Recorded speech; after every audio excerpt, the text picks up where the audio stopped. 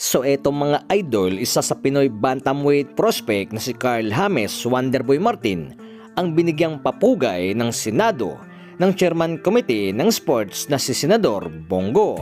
kung saan ngay binigyang papuri nito ang sipag at disiplina na maging ang dedikasyon sa boxing sports na ayon kay Bongo ay patuloy ito na susuporta sa mga atletang Pilipino na halimbawa na lamang kay Carl James Martin. So halos 3 buwan na rin itong mga idol na hindi pa ito nabibigyan ng laban na huli itong napalaban noong Oktubre last year 2025, kung kaya't marami na rin sa ilang tagahanga nito ni Wonderboy ang sabik na makita ito na muling sumampa sa itaas ng boxing ring. Samantala mga idol, former WBC Featherweight World Champion na si Mark Magnifico Magsayo ay tila lilisanin ba ang timbang sa 130 pounds super featherweight, kung saan ngay parabang balak nito na sumampa sa 135 pounds lightweight division. So ayon sa naging tanong nito kay Magsayo at naging sagot nito na sa kanyang social media sa isang commenters ay kung aakit na ba ito sa ibang division dahil sa iniiwasan na raw ito,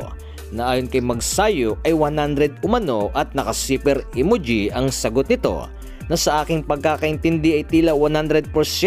pero wala pang linaw kung matutuloy ba ito sa ngayon. So matatandaan mga idol na karaang buwan ay lumabas ang usap-usapang Magsayo kontra Magnisi ng Italy na ngayong February 21 ang bakbakan. Subalit bigla na naman itong nawala na matapos mag-anunsyo si Magsayo sa kanyang FB account. Saad nito, news coming soon, still in camp. Na ibig sabihin naman nito mga idol ay parabang nagkaroon ng pagbabago sa nalalapit na laban nito ni Magsayo. So kung usapang pagsampa naman nito sa lightweight division ay dito nito na posibleng makabangga ang dalawang kilalang pangalan sa boxing na si WBA Lightweight World Champion Gervonta Tank Davis at si WBC Lightweight World Champion Shakur Stevenson. Subalit ang pinakamalapit dito mga idol ay kung sakaling sasampa si Magsayo sa 135 pounds ay mapahanay ito bilang contender ni Stevenson sa WBC sa lightweight, kung saan nga ikatlo ngayon si Magsayo sa ranking sa 130 pounds.